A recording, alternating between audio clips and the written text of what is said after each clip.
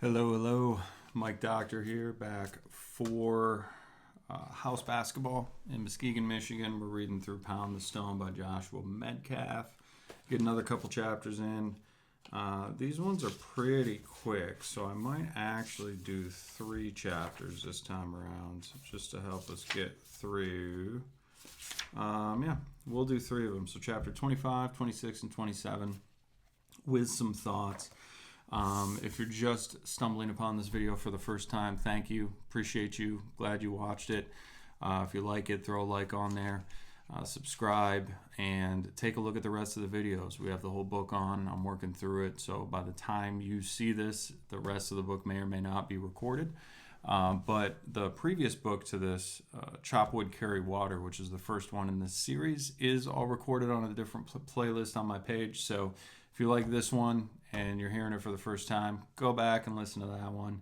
That one gives the foundation of all the stuff that this book is based upon. So, Pound the Stone by Joshua Medcalf, chapter 25, Door to Door.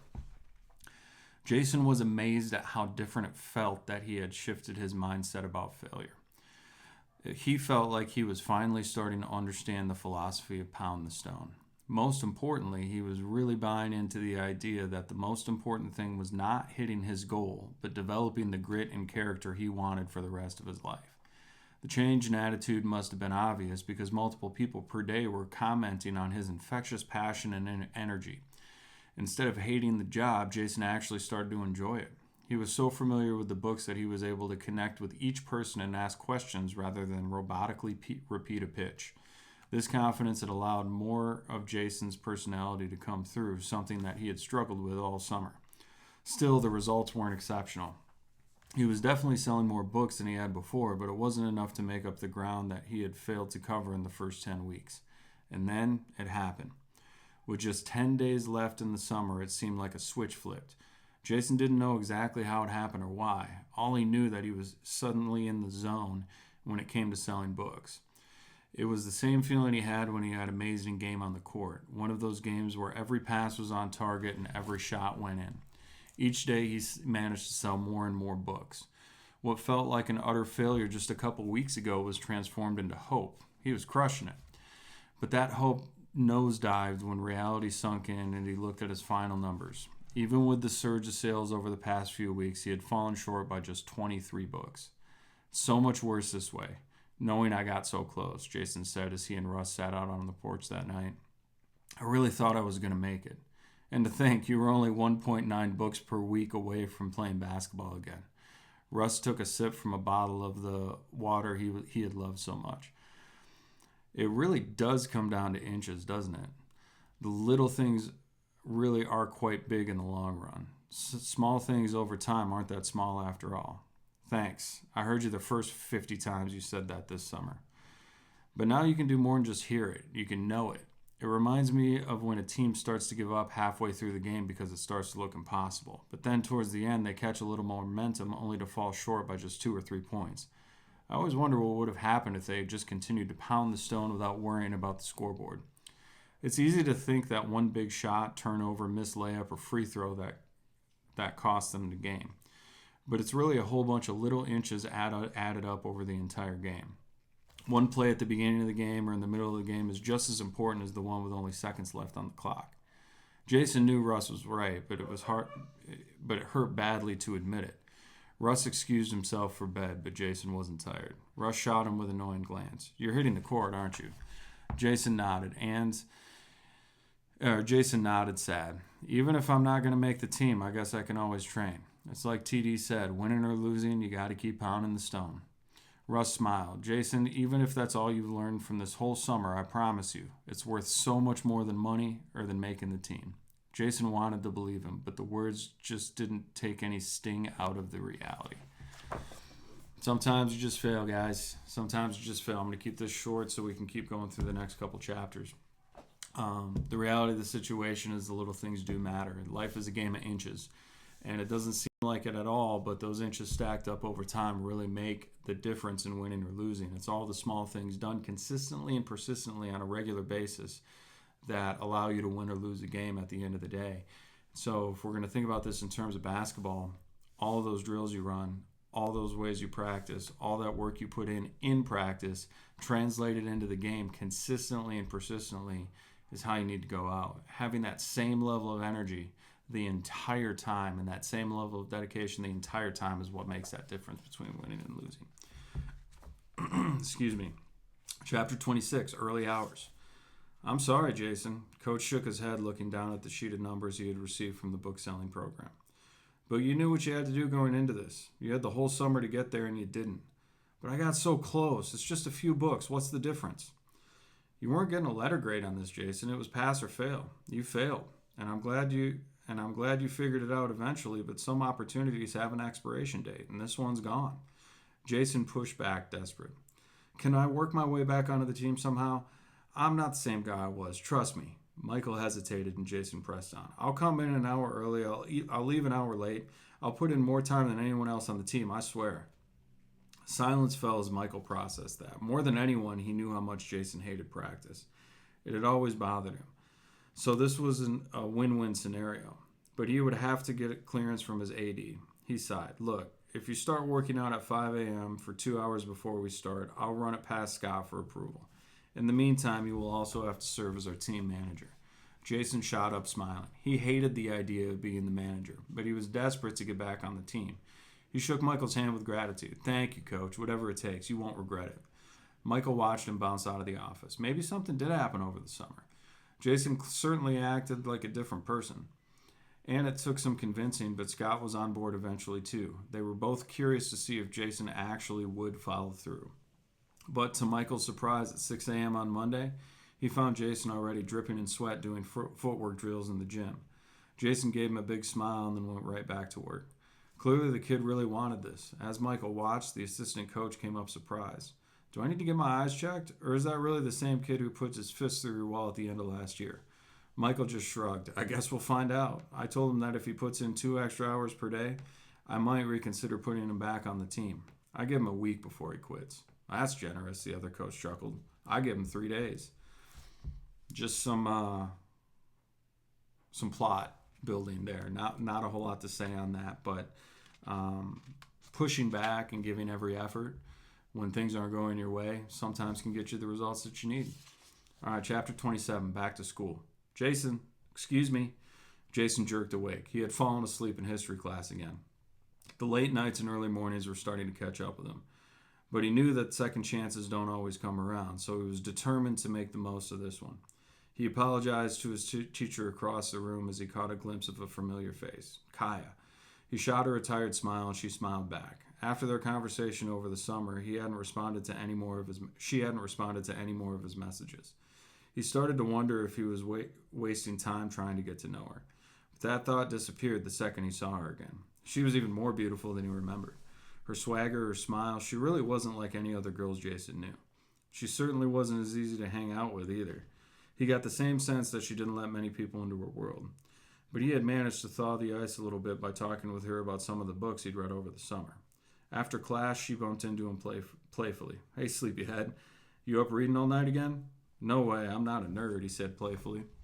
A nerd like me, you mean? She laughed. He liked that Kaya didn't take herself that seriously, even though she probably ranked up near the top of the class. He shook off the sleepiness. Yeah, I'm just tired. The extra practice sucks. I do 3 more hours each day on top of serving as the team manager. Isn't that a good thing? I thought that's how you get better. Sure, maybe if I knew it was going to work, but Coach never told me when he would let me know if I'd get back on the team or not. So what? Are you looking for an escape hatch out of something or you find painful, or do you actually want to get better? The way Kaya said it wasn't judgmental, just direct. Still, Jason snapped back. I'm not complaining. I just don't like that Coach didn't tell me how long it would go on. Well, if you don't like how difficult it is, you can always quit. That just made Jason even angrier. Who did this girl think she was? Whatever.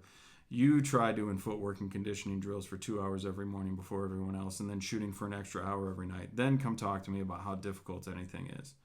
Kai shrugged disarmingly. Look, I'm sure it's hard. But hard work is the price of admission for the opportunity to become great at anything. Not just basketball. Business, creativity, relationships. Greatness takes resilience. Mastery takes grit. I thought you understood that. I was finally starting to think you weren't like most people. With that, she walked off, leaving Jason frustrated. He really liked Kaya, but he hated everything she had just said. Maybe it's because it reminded him of something Russ would say. On the way to his next class, he got a text from Riley and Aaron, two friends he had grown up with on the same block. With Jason so focused on basketball, they hung out less now. Ryan and Aaron's only sport was partying. Usually any time they'd hang out involved getting high or buzzed, and today was the same story. They wanted to get high after school, and Jason knew that he could really take the release. Sure would feel good just to chill. But as the last bell rang, Jason knew he had worked too hard to let a moment of emotional pain get in the way of him getting back on the team. He could almost hear TD in his head. No excuses. Pound the stone. Driven by that thought, he geared up and hit the gym. But this time he wasn't alone. Travis was out there already waiting for him. Need one more?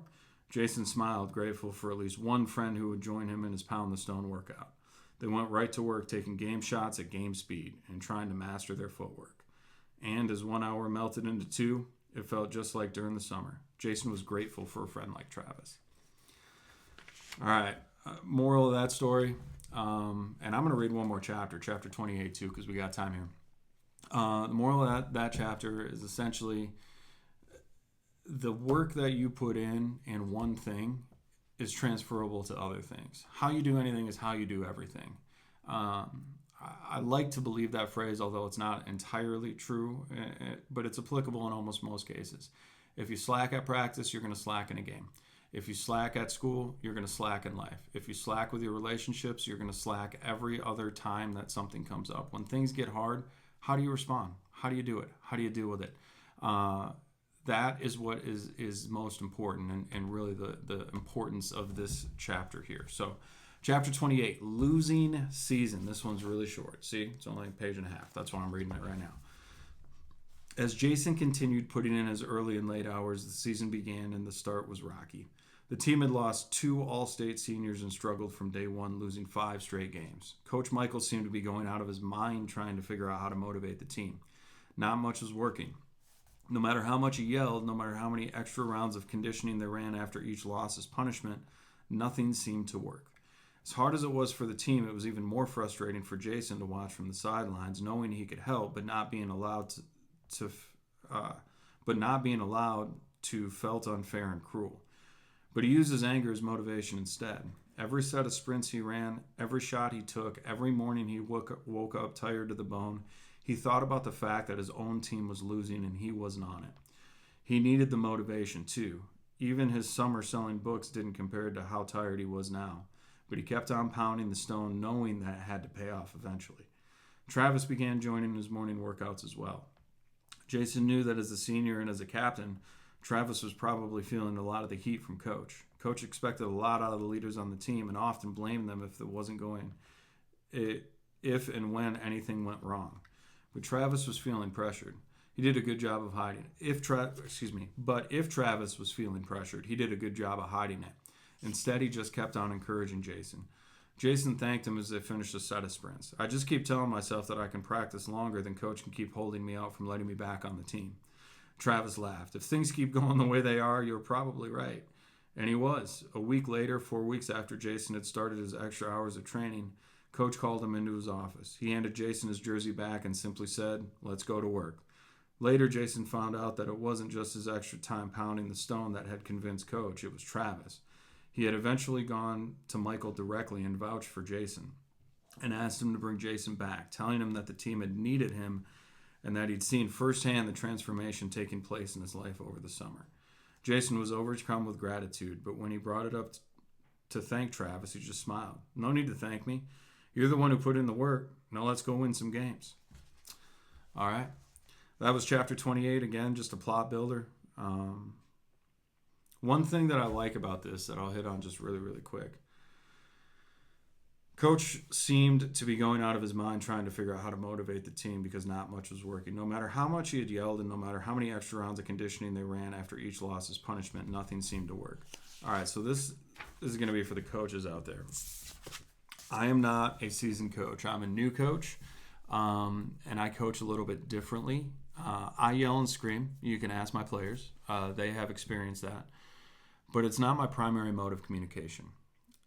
If your team is not responding, and this goes for your work team, this goes for your family, this goes for your sports, whatever. If your team is not responding, it is not necessarily their fault. It is on you to figure out how to communicate with them the right way. If you are a leader or a team captain or a leader on your team who has not been given a captain status and your team is not responding to you, it is not their fault. It is on you to take that ownership to figure out how to communicate with them the right way. Some players like to be yelled at. I had an open session with my team to ask them because it didn't seem like anything was working. I just said, it's open feedback time. You got to tell me, how do you want me to communicate with you? I had 3 players on my team who were used to getting screamed at. And they said, you got to scream at me. You got to jump up and down. You got to scream. You got to scream. You got to scream. I had another player who told me, if you scream at me on the court, I'm going to play better. If you yell at me and tell me things aren't acceptable when I'm on the court, I'm going to play better. If you do that when I come out of the game, I'm not going to take it well. Instead, just have a conversation with me. I'll tell you what I'm seeing, and you can tell me what you feel about it. And we can go back and forth and have a discussion. I love that player. That player is absolutely amazing. I'm not going to mention her name, but she was a leader on my team, has been, and she's going to have a successful career in everything that she does. And she knew how to communicate with me, and I knew how to communicate with her. And it was extraordinarily important that we had that type of relationship. And she could tell me, I need this on the court. I don't need this here. My other players are the same way. We have that type of relationship. Tell me what you need. Tell me if you want me to just talk to you, or tell me if you need me to scream at you. I will never belittle my players in front of their peers. That is the absolute worst thing you can do, especially when you're coaching women. It's not a good option. It's not the right way to go about it, in my opinion. Maybe it works for you, maybe it doesn't, but it takes an extraordinarily mentally strong player to be able to respond appropriately that way. So coaches out there, the message I can tell you from this chapter, and just in general from what I've learned, your players will model how you react on the court and how you respond from the sidelines and how you communicate to them. And if you want a positive outcome, and this is for any team, again, if you want a positive outcome, figure out how they need to be communicated to. Some people don't respond well if they're just feeling like they're getting beat down every single time. And I try not to do that with my players. Some will agree, some won't. It depends who you ask. But I think it's very important to try to be humble and open enough to understand how you need to communicate with them to get the best results. So, all right, there we go. We're just at about 18 minutes. I appreciate you. That was 4 chapters in the book, chapters 25 through 28. So that was pretty good progress. So we'll get into more of the story here. We're about halfway through. So thank you so much for watching. We'll see you next time. Bye now.